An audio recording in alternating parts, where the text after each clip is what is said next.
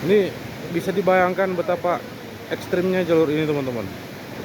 Lihat itu, jumpa di tengah jembatan harus begini. Saya nggak berani teman-teman, jujur. Jadi beginilah masyarakat yang ada di Benar Meriah dan di Aceh Tengah teman-teman ya.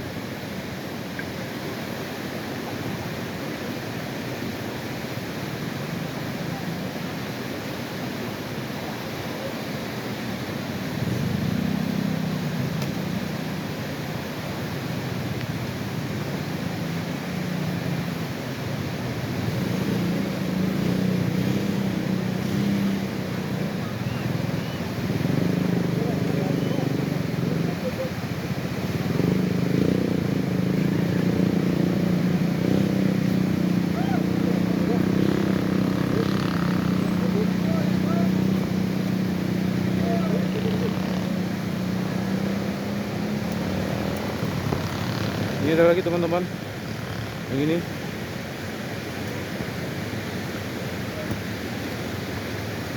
Itu yang sana udah sampai Kujung ya. Nah, itu ngelangsir teman-teman, ngelangsir hasil tanaman yaitu durian dan lain sebagainya.